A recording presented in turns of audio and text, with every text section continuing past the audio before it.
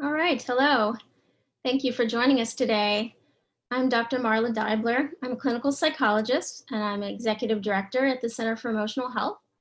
And I'm joined today by Dr. Gabrielle Roberts-Young, who is a New Jersey certified school psychologist, and she's a postdoctoral fellow in clinical child psychology at the Center for Emotional Health. And we're here today to discuss how to navigate difficult family discussions around the topics of racism and violence. Thanks, Dr. Deibler. Given the recent occurrences of police brutality, the deaths of unarmed Black individuals, Ahmaud Arbery, Breonna Taylor, and most recently George Floyd, and the resulting protests that have dominated the news cycle here, many children and adults as well are left feeling anxious, confused, angry, and many other big feelings. And so in this current climate, we thought it important to come together to address ways to go about having these discussions around challenging topics with children. And as adults and parents, it is our job to prepare our children for the world and to train them to be global citizens. So these conversations are really just part of that greater responsibility. So we'll discuss details of how to go about having that conversation. However, just to frame that conversation, I also want to provide some background information about child development, and specifically development of racial awareness. And so from the child development literature, we know that racial awareness starts as early as 3 months of age. So it's been found that infants prefer or look at faces that match the race of their caregivers more. And then by 2 to 2.5 years old, children are already using race to reason about people's behavior and to choose playmates. And by the time children are in kindergarten, they're already demonstrating many of the racial attitudes that adults in our culture hold. So specifically, they're associating some racial groups with higher status than others. And so regardless of parents' explicit discussion of race, children are forming opinions and beliefs around race. So how are they developing these beliefs? They develop these beliefs based on what they're observing. So that could be what they see parents do, how they interpret parents' attitudes related to race, who their friends are, etc. So they're learning by observing in that way. They're also learning from what they see in school and in the greater society at large. So children are learning about race. However, there is potential for a danger if kids are making meaning of race and race is not explicitly discussed at home. So children can actually end up filling in the gaps within their knowledge base about race with incorrect or biased information. And so it is incumbent upon parents and adults to teach children about race, teach them about racism, what that is, so that they have a strong base of knowledge and a framework within which they can understand the messages that they will inevitably receive as they observe and navigate our world. So if they do hear or see something that does not align with what they've been taught at home, our hope is that they'll question it and not automatically accept some of those negative or biased or just incorrect beliefs as truth. As parents have become more involved in the day-to-day education schedules of their children during this period of online learning during the COVID-19 pandemic, they've become exposed to some of their children's social and emotional learning curriculum, which they may have not really had too much exposure to before. Can you tell us, in your experience as a school psychologist prior to this clinical postdoctoral fellowship now, can you tell us a little bit about that initiative? Yeah, so SEL has definitely been kind of like a hot topic in education and in school psychology. So SEL, which is social emotional learning, is really how children and adults learn to understand and manage their emotions, learn to make responsible decisions, set goals, establish positive relationships, show empathy for others, and more. So schools have been implementing SEL curriculum and infusing it into the school day for K-12 children for many years at this point. And so there are 5 core competencies of SEL. So social awareness, self-awareness, self-management, responsible decision-making, as well as relationship skills. And so particularly in the younger grades, teachers may go about doing more explicit instruction around those areas.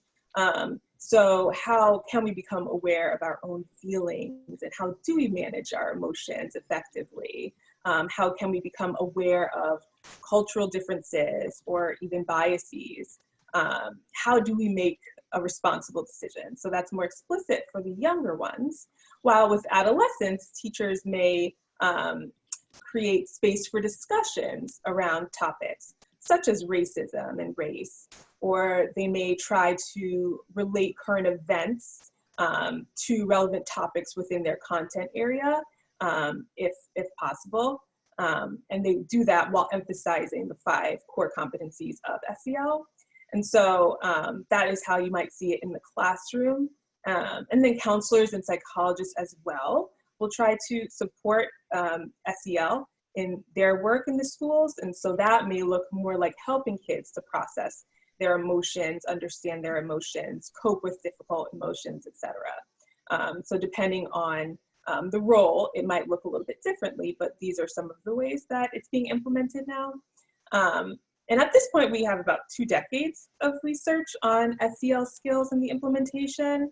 And we know that SEL implementation leads to increased positive social behavior, attitudes, and also academic achievement.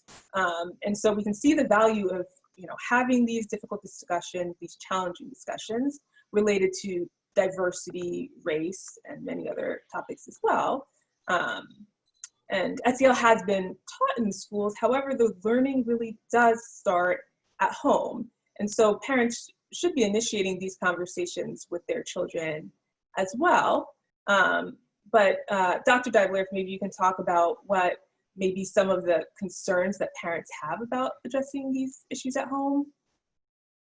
Sure. Yeah, parents have definitely expressed some concerns around their discomfort in talking about these difficult topics such as racism and discrimination with their kids, as they might with other topics such as underage drinking or sex. And they may want to avoid having these discussions because they feel uncomfortable. They may also worry that they may say something wrong or incorrect, that they may say something unintentionally insensitive. They may not have the answer to their child's question, or that they may not be able to find the correct or age-appropriate language to express the answer in the nuanced way that they wish to express it. Parents have sometimes concerns that they may traumatize their child by discussing violence or what's happening in the news.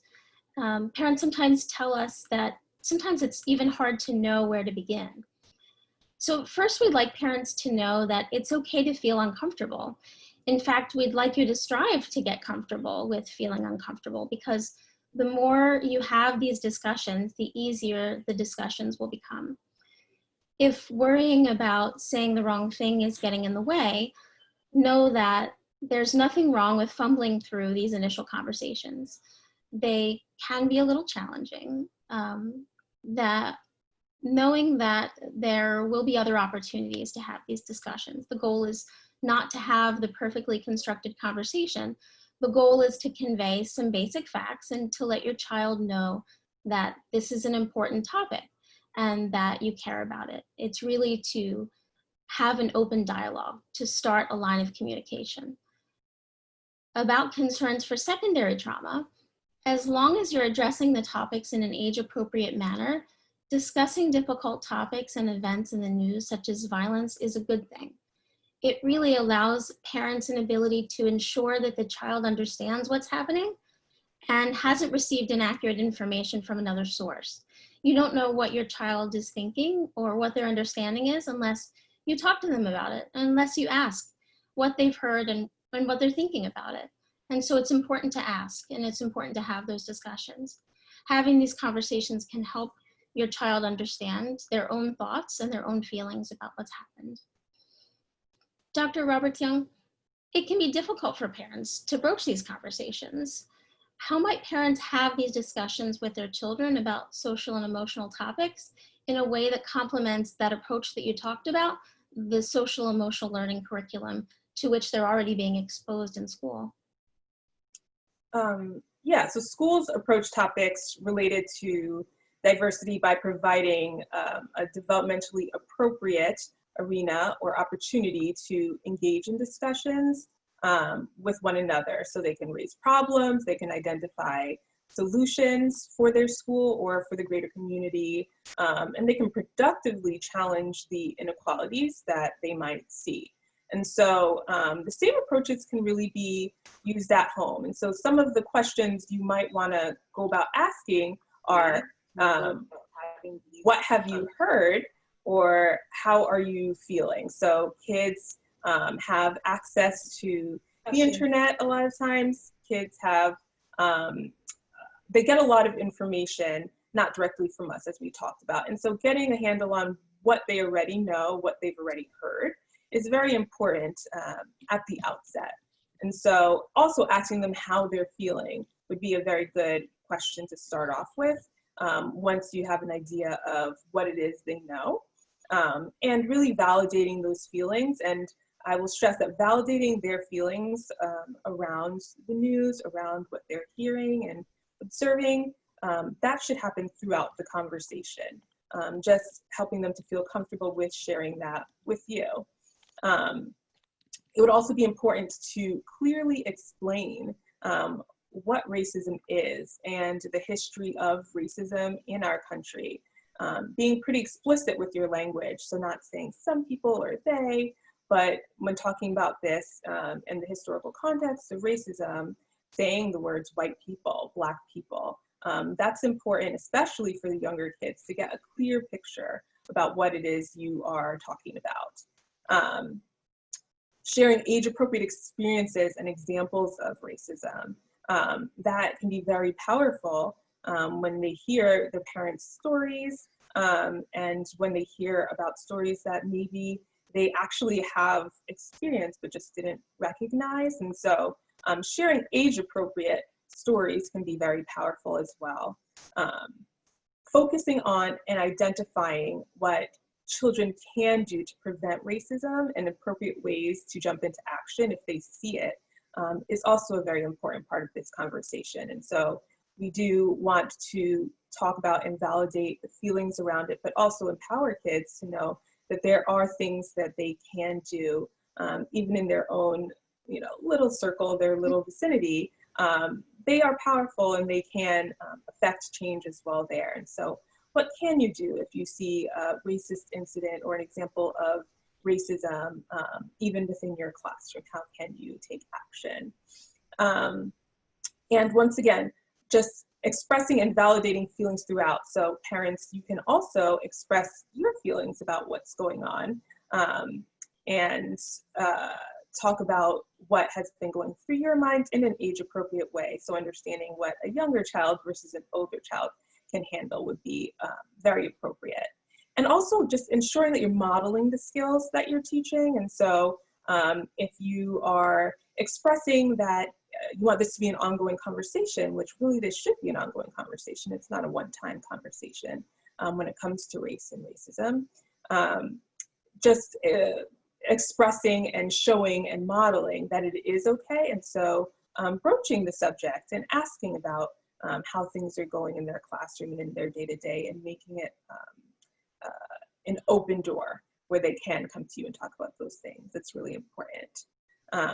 And it can be very daunting if this is your first time having some of these conversations. And so there are several resources, some of which we will have linked for you guys, but they can help with initiating or guiding these conversations. So for example, the APA, the American Psychological Association, has a book that is specifically tailored to teaching young children, so like 4 to 7-year-olds, about police killings of unarmed Black individuals. And the way it's presented is from the perspective of a white family and a Black family. And so it really is a nice way of just broaching the topic and getting some initial questions out there. So there are, like I said, a lot of resources that you can use to help with getting these conversations started and continuing them. And so, Dr. Deibler, what feelings may come up for parents during these types of conversations?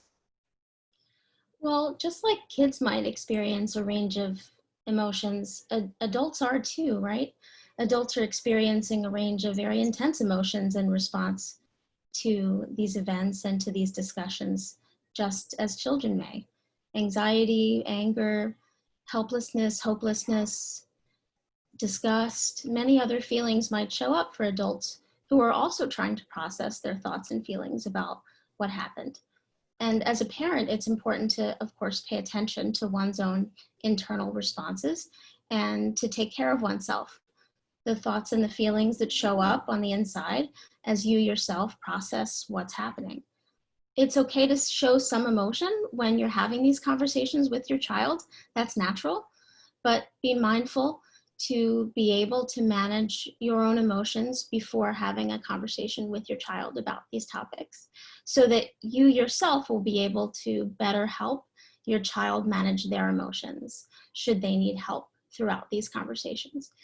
You might find that if you're feeling overwhelmed, setting aside some limits on the information that you access during the day, such as taking breaks from the news or the social media, or spending time focused on other activities, just allowing your nervous system to have some time to decrease its arousal and change focus for bits of time throughout the day can be helpful.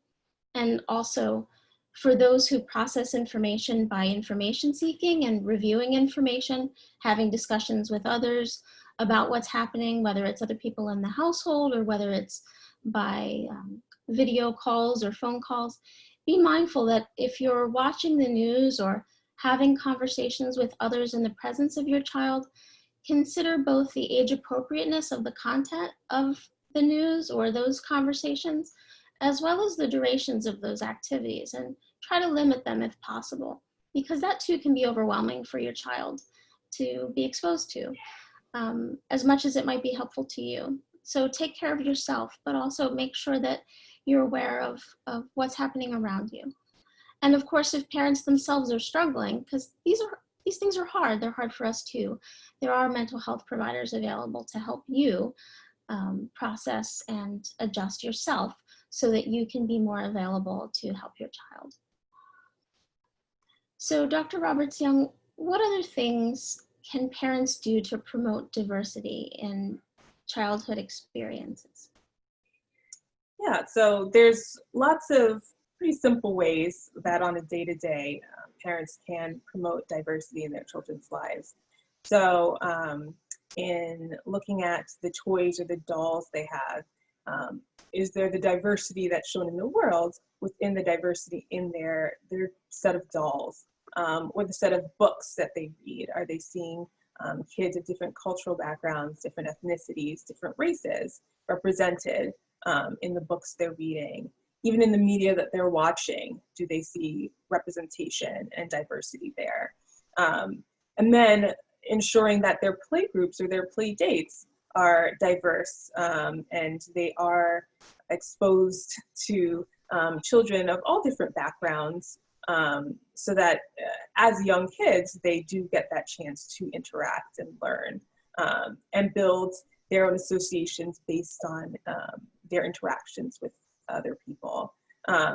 These are just a few of the ways. There are many ways, and as I said, we will be linking some really nice resources for you guys to be able to look at and to consider when it comes to just increasing the diversity and the conversations that you're having at home with kids. So we're happy to take any questions. If anybody has any questions, feel free to put them in the comments section below. Hi there. Thanks so much for tuning in. We're also going to make this available so that people can watch after, and we've recorded it, so we'll certainly put it up on YouTube and post it in our newsletter as well so that people can watch after and post it to groups if they'd like to share it in groups as well. There are resources available that we've made in a Google Doc that is shareable. If anybody would like to share those resources, please feel free. There's a lot of different kinds of resources. Resources for parents, resources for kids separated by age level, and by type of resource, including books, including articles to read on the web, podcasts, movies, different kinds of media. So please take advantage of the resources if you're interested in learning some things and perhaps inspiring some discussion within your family.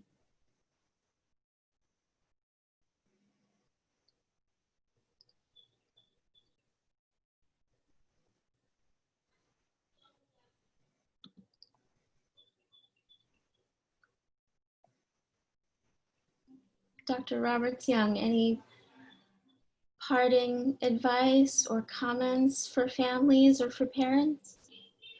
Yeah, I would say, especially if it's the first time that you're broaching some of these subjects, it can be intimidating, and the conversations themselves can be uncomfortable, like Dr. Deibler did say, but I can't stress enough the importance of having these conversations because, as we discussed earlier, children are learning about race, children are learning about racism, and it is important for the adults and parents to really kind of shape the narrative that are created when it comes to how kids think about race in order to prevent perpetuating certain systemic inequities and racism that we are seeing played out even here currently, recently. And so I can't stress enough just really having these conversations with your children and managing those emotions that come up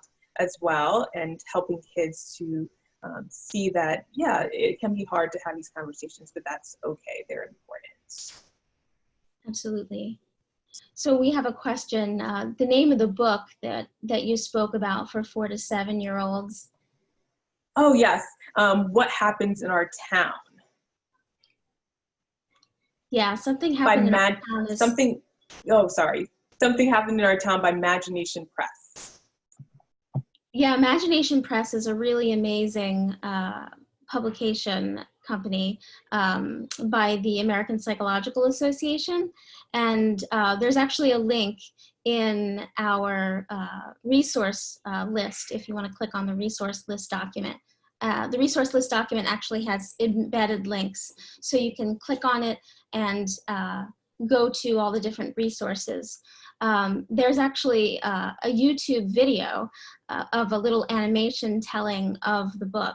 So there's a little video that your young ones can watch of the book. It's pretty amazing.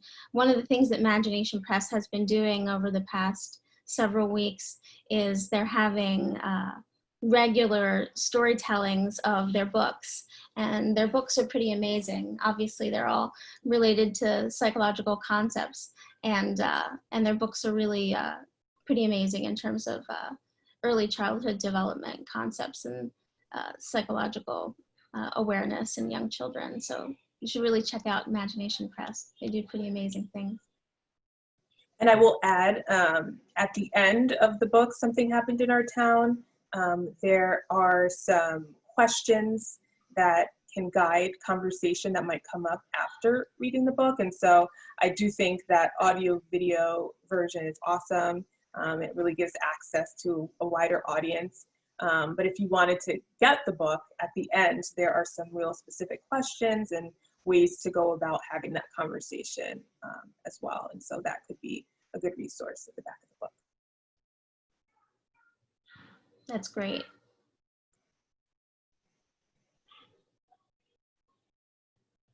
Okay, well, we are closing in on 12:30. Thanks so much for joining us, everyone. I hope that this is just the beginning, just as the conversations hopefully will be for you and your families about these topics. Hopefully this is also the first of many conversations that we will have about difficult parenting conversations as well. There's so many topics that parents struggle to have with their kids, and hopefully this is the first of many that we will also have. So thank you so much for tuning in, everyone, and we hope to see you soon. Thank you, Dr. Roberts-Young, for joining me. I really enjoyed it. Really appreciate you spending the time doing this. And Thank you for setting this up. thanks, everybody.